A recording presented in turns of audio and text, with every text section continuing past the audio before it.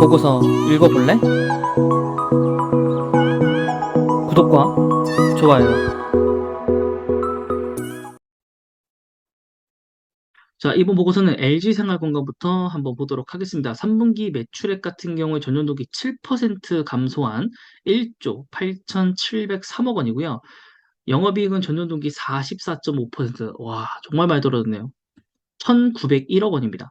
자, 올해 3분기에 들어서 중국의 제로 코로나 정책도 계속 이어졌고요. 또 그럼에 따라서 중국 사업과 화장품 면세점 부분이 좀 부진을 했고, 또 원자재 가격 상승까지 일어나면서 굉장히 좋지 않았다라고 좀 보고 있습니다. 자, 오프라인 매장 영업 정상화도 되지 않았고, 그렇기 때문에 또 온라인 매출도 영향을 받기 시작을 했습니다. 자, 중국 사업 마진 또한 압박을 받았고, 4분기 관공제는 통상 마케팅에 집중되는 시기라고 하고요. 면세점 채널은 지난 4분기 가격 정책에 따라서 프로모션을 지양을 하게 되었고, 4분기 베이스는 낮지만 중국 소비 둔화와 관공제로 중국 현지 매출이 쏠림이 예상이 돼서 큰 개선은 없을 것이다. 사실 그냥 플랜만 유지하더라도 괜찮을 거라고 생각합니다. 개인적으로는. 그래도 음료 산업 이쪽 부분에서는 가격 인상 효과가 나왔지만 또 생활용품 쪽에서는 단가와 달러 강세 때문에 11% 영업이익이 연간 대비해서 감소한 561억을 기록을 했다고 합니다. 자, 그래서 목표 주가 70만 원으로 좀 하향을 했고요. 나머지 부분들은 뭐 한누리 보고서도 그 분성가도 마찬가지지만 굉장히 좀 안 좋았다. 음. 그래서 추가적인 하락은 좀 제한적일 것이라고 봤는데 이는 이미 실적 부진과 모멘텀 약화는 이미 반영되었기 때문에 우리가 이제 안 그래도 이제 차트를 좀 볼 텐데 어떻게 보면 월봉상부터 보시면 사실 이때부터 실적에 대한 얘기들이 나왔어요.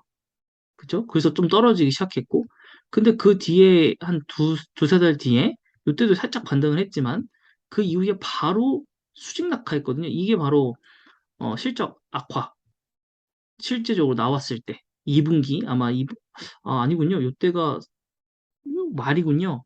네, 그러고 나서도 올해 들어서도 좋지 않다라고 했는데 살짝 반등을 줬었는데 그 이후에 또 실적이 안 좋을 거라는 루머가 퍼지면서 떨어졌고 그리고 어느 정도 회복한다 싶으니까 다시 한번 실적이 안 좋다라고 나오면서 또 떨어지고 네, 지금도 떨어지고 네, 그런 상황이라고 좀 볼 수 있겠습니다.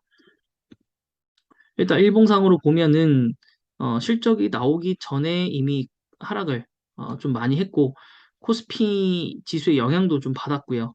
그래서 좀 많이 내려왔습니다. 코스피 43위까지 좀 내려왔고 시가총액이 무려 7조 거의 8조에 가깝게 내려왔습니다. 자, 한 주당 주가는 비싸기 때문에 거래량은 많진 않지만은 그래도 50만 원대 치고 뭐 LG화학이라든가 삼성 SDI에 비하면 너무 거래량 안 터지는 면도 있습니다. 그래서 지금 주봉상으로 쳤을 때도 작년 9월부터 시작해가지고 고점인 140만 원을 벗어나지 못한다. 요게 어느 정도 회복하지도 못하는 정도? 여기에 지금 50% 가까이도 70만 원대인데 70만 원대면은 거의 지금 이부근인데 이부근 회복할 수 있을런지는 잘 모르겠네요. 네. 아무쪼록 뭐 제가 물타기를 하기 전에 올랐으면 좋겠지만은 물타기를 아무래도 좀 해야 될 것 같죠. 내년에 들어서는 해야 될 것 같고 올해 연말까지는 답이 없고요. 예, 말이 안 되는데 지금 이 주가가 정말 말이 안 되는데 10년 만에 거의 최저가로 내려왔어요. 10년 만에 10년 만에 네, 거의 공든탑이 2년 만에 무너졌죠. 네, 그래서 요게 저점으로 해서 이렇게 쭉 다시 올라올 수 있을 거라는 생각을 하고 싶습니다. 좀 희망회로 좀 돌리고 싶은데 암담하고요.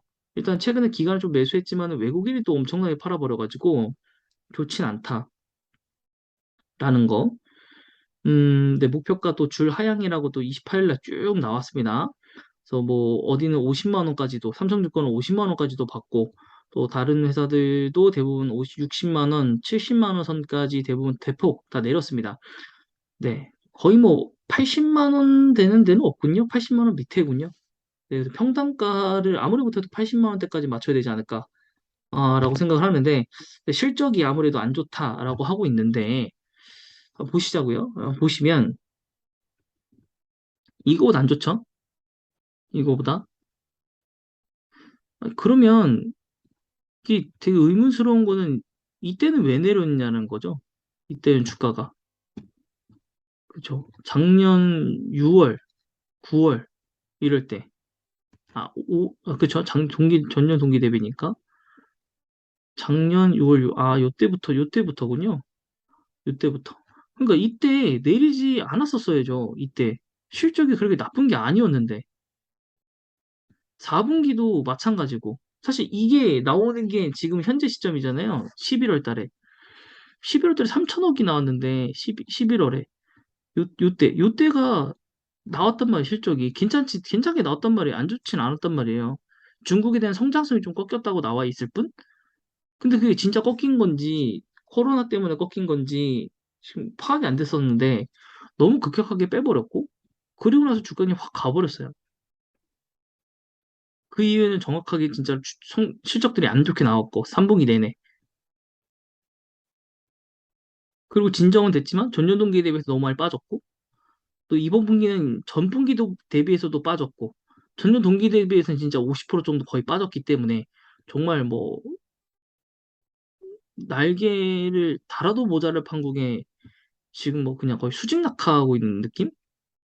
근데 어떻게 본다면은 올해만 보면 3월부터 해서 1분기부터 실적이 반등은 하고 있었거든요. 근데 이게 다시 한번 좀 꺾였다라는 건데 4분기는 어떻게 끌어올릴지 좀 거기를 두고 봐야 될 것 같고 과연 이게 내년 23년도가 되면 화장품주가 좋아질지 뭐 그것도 의문이긴 합니다. 네. 뭔가 호재가 나와야 되는데 호재거리가 나오진 않아서 그렇다고 PR이 낮은 것도 아니고 PBR도 뭐 1.5배니까 뭐 나쁘진 않은데 그렇다고 PBR이 네. 잘 모르겠습니다. 거기다가 뭐 그렇다고 이 회사가 주주환원 정책을 열심히 하는 회사도 아니고 네, 좀 여러모로 좀 안타깝습니다. 네. 그럼에도 불구하고 어쨌든 화장품주에서는 제일 이제 우량주인데 좀 또 너무 여러모로 아쉽고 아모레 같은 경우 시총이 2조 차이 나잖아요. 아모레도 비슷한 상황으로 흘러가고 있어요. 그렇기 때문에 어떻게 본다면은 그래도 여기는 자기 주식 처분을 하긴 하네요. 노력은 좀 하네요, 그래도. 네, 어쨌든 좀 그렇게 되어 있고, 실적이 쪼그라드는 건 양 회사가 마찬가지고, 그렇기 때문에 오히려 1등주를 사는 게 맞다고 말씀드렸고, 그게 아니라면 실적이 좋은 신세계 인터내셔널을 매수를 하셔라라고 말씀을 드렸는데, 결국에는 이제 1등주가 내리기 때문에 이 업계 전반적으로 같이 내리고 있는 거죠. 그래서 시총이 8,400억이고 코스피 상장사임에도 불구하고 전체적인 지수나 이런 거 영향을 많이 받았고 근데 딱 보시면 알겠지만 외국인이 정말 매수를 많이 했고요. 기관에서만 매도를 많이 했습니다. 그러니까 손바뀜이 좀 있는 거예요, 지금. 외국인이 더 물량을 많이 가져가고 기관이 좀 적게 가져가고 매도를 많이 했고 네, 그렇게 됐고 지금 뭐 나머지 부분에서는 뭐 예, 별건 없고 지금 실적 부분에서만 유일하게 전년 동기 대비해서 성장을 한 회사이지 않나 싶습니다. 아직 뭐 3분기는 안 나왔지만은 네, 컨센대로만 나오더라도 컨센보다도 조금 안 나오다 200억대만 나와도 전년 동기 대비는 잘 나온 거예요. 물론 전분기 대비해서 실적이 좀 꺾인 건 있지만은 네, 그래도 다른 화장품들에 비해서는 낮고 또 PER, PBR, 배당금까지 올해 배당금 많이 주네요. 올해 배당금. 네, 이런 거 고려하신다면 화장품주를 오히려 지금 저가에 매수를 하고 싶으신 분들이라면 저는 아몰레도 됐고 LG생활건강도 사실 물려 계신 분들이 많아서 그리고 정말 전망이 좋지 않기 때문에 전망이라든가 이런 것들만 비교해 본다면 신세계 인터내셔널이 굉장히 좋다. 그래서 뭐 월봉상으로만 보면 사실 저는 6만 원 이것도 고점도 깰 수 있다고 보거든요. 음. 시장만 받쳐주고 시황만 조금 변하면 물론 그렇다고 보면은 LG생활건강도 오르겠죠. 오르긴 할 텐데 개인적으로 탄력성이 높은 거는 신세계 인터내셔널이라고 생각합니다. 자, 다음은 현대제철입니다. 현대제철 같은 경우에 호재보다 악재 해소가 필요하다고 좀 써 있는데 한번 보시면 영업이익이 3,430억 하회를 했고요. 제품 판매량은 453만 톤으로 추정을 하고 있었는데 소폭 하회이고 제품 판매량이 당사 추정치에 미치지 못했으나 봉연 강요와 그다음에 판재류, 판매 단가 모두 전분기 대비해서 하락폭이 예상보다 선방을 했다라고 좀 되어 있습니다. 자, 그 이유 중에 하나는 대보수 및 포항 공장 침수 피해 복구 비용이 좀 발생을 했고요. 또 포항 공장 생산 제품을 인천이나 당진 공장에서 대체하면서 물류비가 또 증가를 했고 고원가가 반영된 제품을 판매를 했다. 그러니까 결국에는 마진도 적고 원래 생산했어야 되는 곳에서 생산을 못했고 그래서 중간 과정비가 너무 많이 들어갔다. 이런 것 같습니다. 자, 연결 실적으로 보시면은 현대 B&G 스틸이 영업 손실을 기록을 했고요. 또 이 STS 생산 차질에 따라서 또 가격도 급등을 했고 또 인재 사고로 인해서 공장도 중단이 됐었고 여러모로 좀 악재가 한꺼번에 좀 온 분기지 않을까라고 생각이 듭니다. 자, 하지만 4분기에는 과연 전망이 밝으냐? 그렇지는 않다고 합니다. 수요 부진과 파업도 지금 현재 진행되고 있다고 하는데요. 전분기 대비 소폭 증가 460만 톤에 머무를 것이라 보여지고 있고, 또 파업에 따라서 열연 생산이 차질을 빚고 있으면서 하공적인 설비까지 정상 가동을 못하고 있는 상황. 그래서 후판, 특수강 등도 같이 이 문제를 겪고 있고 봉현강류 같은 경우에는 최근 불거진 국내 건설 FP 관련 이슈가 당장 큰 영향을 미치고 있진 않지만 전력비 상승 등이 원가 부담으로 가중시킬 것이다 라고 하고 있습니다. 자, 그래도 2023년도에 좀 밝을까라는 생각했지만 국내 자동차하고 조선업 판매재류 수요는 전년 대비 증가할 것으로 전망은 하고 있습니다. 하지만 파업 장기화가 됐을 때는 이 판매량이 부진할 수도 있고 또 이 건설량 수요에 대한 우려가 좀 이어지면서 물량과 이 판매 단가에도 부정적인 요인을 꼽힐 수 있겠다. 그래서 목표 주가를 하향을 좀 했습니다. 근데 이 발행 주수가 너무 많지 않나요? 네. 뭐 주요 주주 중에 기아도 있긴 하지만 그다음에 두 번째 보고서도 네, 뭐 2천 원 정도 차이 목표 주가. 아까도 당진에 대한 얘기가 나오긴 했지만 이 LNG 가스의 400억 에너지 비용 증가도 있었고 또 태풍 피해로 한 700억 정도의 고정비 증가 영향도 있었다라고 좀 나와 있는 보고서였습니다. 자, 그래서 현대제철에 대한 보고서를 보면 결국에는 좋은 건 없어요. 지금 현대제철이 오늘 2% 하락을 했고요. 최근 하락의 기조가 이어지고 있고 사실 뭐 오늘도 저가를 한번 갔다 왔네요. 오늘도 28,050원 갔다 오면서 저점을 9월 달에 저점을 찍고 왔다. 내일 되면은 아무래도 최저점을 경신할 것 같고 또 이게 월봉상으로 본다면 네, 끝없는 하락이죠. 끝없는 하락. 뭐 이렇게 잡아볼 수 있지만 사실은 거의 뭐 요렇게 내려올 이런 식으로 갈 수도 있겠죠. 네, 앞으로도 한 내년까지도 좀 지켜는 봐야 될 것 같은 상황, 차트적으로. 네, 시가총액 3조 7천억 되는 회사가, 오늘하고 어제하고 외국인이 정말 많이 팔았네요. 기관하고 쌍으로. 쌍끌이 매도가 나왔네요. 실적이 안 좋으니까. 그 전에도 일단은 낌새는 있었고, 일단 이게 좀 여러모로 이 태풍에 대한 것과, 그 다음에 이 부동산 시장 둔화 전망에 따라서 이 철근이나 이런 거를 팔아야 되는 현대제철 입장에서는 굉장히 좋지 않은 상황들이 펼쳐졌고 영업이익이 아까도 말씀드렸지만은 3,730억이었기 때문에 지금 이것보다 컨센이 낮아졌고 전분기 대비해서 거의 50% 이상 감소를 했고 전년 동기 대비해서도 마찬가지로 급감을 했습니다. 실적이 거기에 또 담합에 대한 과징금 부과까지 정말 좋지 않은 상황들. 네. 그래서 물론 PER, PBR 굉장히 낮습니다. 저평가 구간이라고 할 수도 있고 배당금까지도 쏠찬히 주는 회사입니다. 하지만 실적이 꺾였다라는 게 무엇보다 가장 큰 압박이죠.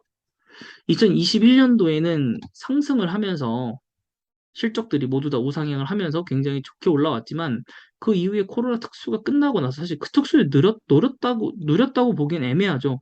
이때 지금 한 3, 4개월 올라오고 다 떨어졌거든요. 그리고 살짝 올라가 다 떨어지고. 네. 그래서 어쨌든 간에 경기가 좀 살아나야 현대제철도 좀 일어날 수 있는 가능성이 좀 있지 않을까라고 좀 생각을 좀 드네요. 네. 그래서 기아, 현대자동차, 순환 출조 구조이기 때문에 뭐 이렇게 된 것 같은데, 네. 지금 뭐 좋지 않죠. 현대차도 좋지 않고, 기아도 좋지 않고. 그러니까 결국에는 현대제철도 현대차가 좋아야, 기아가 좋아야 또 납품을 할 수 있고, 또 조선주도 좋아야 또 그 후판도 판매를 할 수 있고 여러 가지 문제가 좀 쌓여 있어요. 결국에는 포스코 이 홀딩스에서 비상장 회사로 있는 포스코의 이 폭풍, 이 폭우에 대한 피해 리스크가 현대제철까지도 영향을 좀 미치지 않았나라고 저는 생각이 듭니다. 그래서 떤 분이 좀 분석을 다시 해달라고 했는데 사실 분석할 만한 게 없습니다. 안 좋습니다. 이 두 종목은 그냥 안 좋습니다. 방법이 없어요. 그럼 기다릴 수밖에 없는데 뭐가 보인다면 이제 넣겠죠. 돈을 물타기를 하겠죠. 하지만은 LG생활건강도 그렇고 현대제철도 그렇고 우선적으로는 올해 연말까지는 사실 큰 호재가 없어서 그냥 잠들어 있는 주식 정도로 생각을 해주셔야 될 것 같고 이제 내년에 바뀐 연말 가면서 내년에 과연 어떠한 이 산업 전반적으로 어떠한 흐름이 도냐에 따라서 추가 매수가 이루어질 수도 아닐 수도 있을 것 같다는 생각이 듭니다. 네, 그래서 뭐 아무쪼록 네, 투자를 조금 잘 슬기롭게 하시길 바라겠고요. 네, 오늘 보고서의 영상은 여기까지 하도록 하겠습니다.